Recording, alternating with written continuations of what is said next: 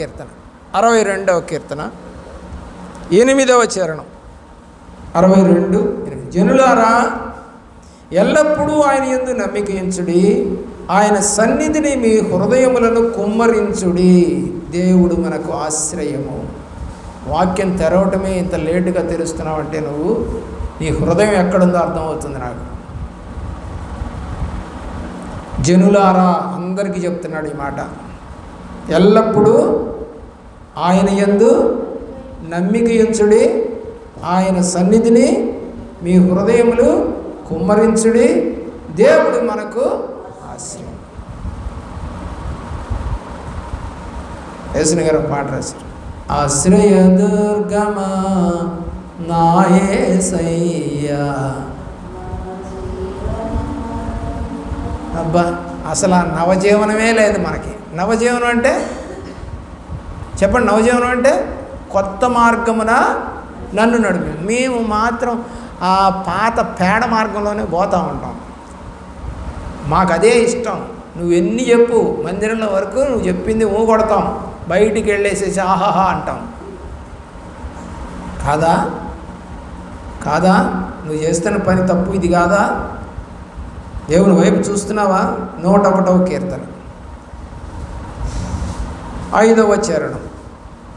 తమ పొరుగు వారిని చాటును దూషించు వారిని నేను సంహరించెదను, అహంకార దృష్టి గల వారిని, గర్వించిన హృదయము గల వారిని నేను సహింపను. నీలో కనుక గర్వపు హృదయం ఉంటే దేవుడు సహించడు. దేవుడు వైపు చూడటం నేర్చుకో, లోకం వైపు చూడబాకు. 84వ కీర్తన 2వ చరణం. యెహోవా మందిరావరణములను చూడవలనని నా ప్రాణం ఎంతో ఆశపడుచున్నది, అది సొమ్మసిల్లుచున్నది. జీవము గల దేవుని దర్శించుటకు నా హృదయము నా శరీరము ఆనందంతో కేకలేస్తుంది. శరీరం కూడా కేకలేస్తూ ఉందంట. ఏంటమ్మా అంత బొడిబడిగా పోతున్నావంటే మందిరానికి అందంట. ఏంటమ్మా అంత హడావుడిగా పోతున్నావంటే మందిరానికి అందంట. నిన్నెవరన్నా అన్నారా ఆ మాట? నత్తను చూసారా మీరు ఎప్పుడన్నా? ఆ నత్త ఎక్కడ కనపడుద్దమ్మా? అమ్మా, ఆ పిల్ల చెప్పుద్ది, నత్త ఎక్కడ కనపడుద్ది అమ్మా? ఆ పిల్ల చెప్పుద్ది. ఎక్కడ ఉంటాయమ్మా నత్తలు? నత్తలు ఎక్కడ ఉంటాయి? అలయా చెప్పమ్మా. మీరు చెప్పాకండి, ఆ పిల్ల చెప్పుద్ది. ఎక్కడ ఉంటాయమ్మా? ఏంటో పొలాల దగ్గర ఉంటాయా? అవునా? అవునా? పొలాల దగ్గర ఉంటాయా నత్తలు? బొంగులో ఉంటాయా? బురదలో ఉంటాయా? నత్తలు ఎక్కడ ఉంటాయో తెలియదు పల్లెటూరు పిల్లలు. నత్తలు చెరువుల్లో ఉంటాయి, కుంటల్లో ఉంటాయి,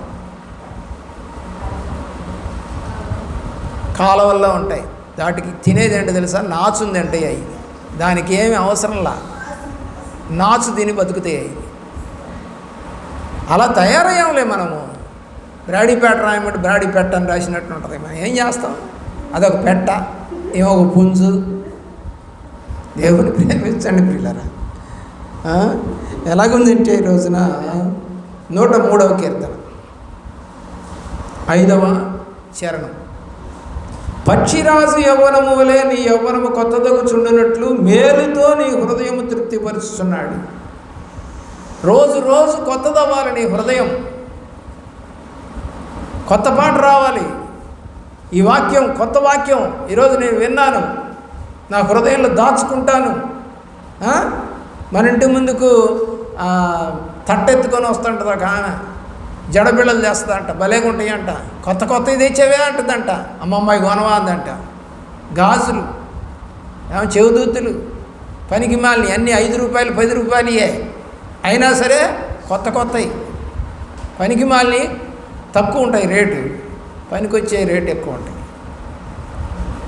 నువ్వు పనికి మాలిన వ్యక్తిగా ఉన్నావు, దేవుడికి పనికొచ్చే వ్యక్తిగా ఉన్నావు. అంటే రేటు తక్కువ దానిలాగా ఉన్నావా, తక్కువవాడిగా ఉన్నావా, రేటు ఎక్కువ వాడిలాగా ఉన్నారా? ఆలోచించి. 119వ కీర్తన 2వ చరణం. ఆయన శాసనములు గైకొనుచు పూర్ణ హృదయముతో ఆయన్ను వెతుకువారు ధన్యులు. ఎలాంటి వారండి ధన్యులు? పూర్ణ హృదయముతో ఆయన్ని వెతుకువారు ధన్యులు. 7వ చరణం. నీతిగల నీ న్యాయ విధులను నేను నేర్చుకున్నప్పుడు యథార్థ హృదయముతో నీకు కృతజ్ఞతాస్తుతి చెల్లించాలి. ఎలా అంటే చెల్లించాలి కృతజ్ఞతాస్తుతి? యథార్థత అంటే నీతి, యథార్థత అంటే నీతి. పాస్టర్ గారు చెబుతున్నారని పెట్టానండి ప్రార్థన అందంట. ఒక పాస్టర్ గారు చెబుతున్నట్టు పెట్టమేంటి? నీకు మేలు జరిగింది కృతజ్ఞతాస్తుతి చెల్లించమని బైబిల్ చెప్తా ఉంది. నీకు ఇష్టమైతే పెట్టుకో, లేకపోతే లేదు. ఆయన బలవంతం చేసేదే ఉంది. దాంట్లో 10వ చరణం, నా పూర్ణ హృదయముతో చదువమ్మా.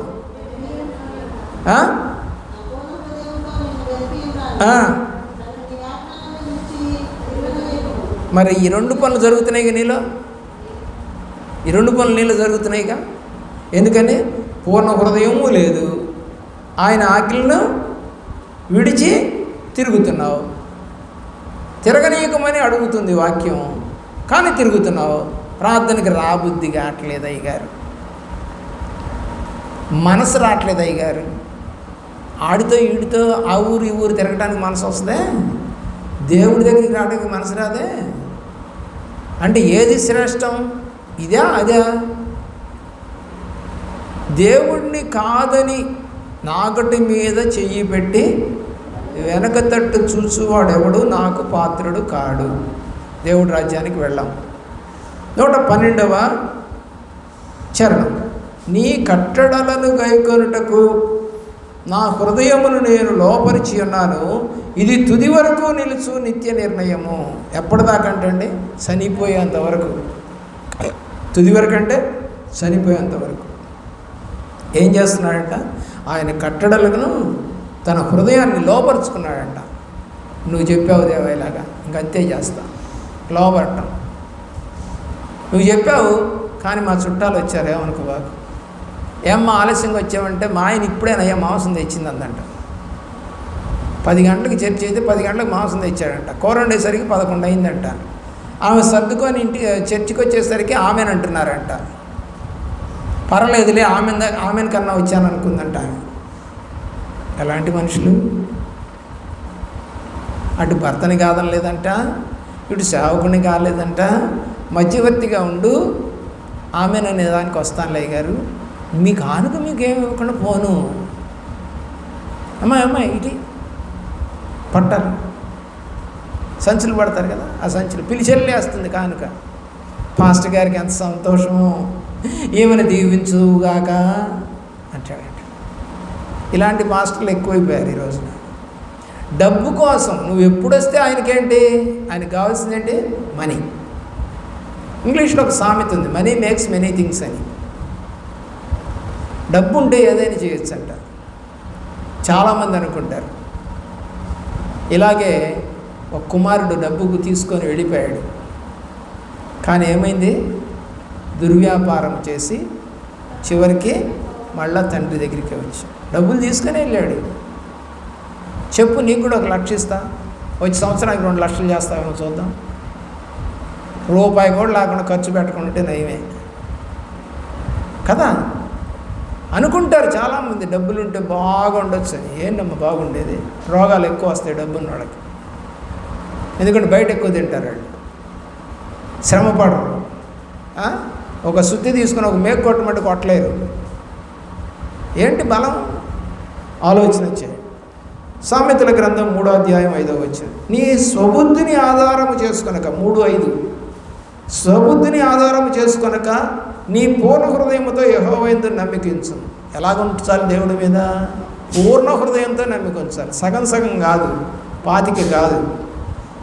5:12, అయ్యో ఉపదేశము నేనెట్లు త్రోసివేసి తిని, నా హృదయము గద్దింపునెట్లు తృణీకరించను.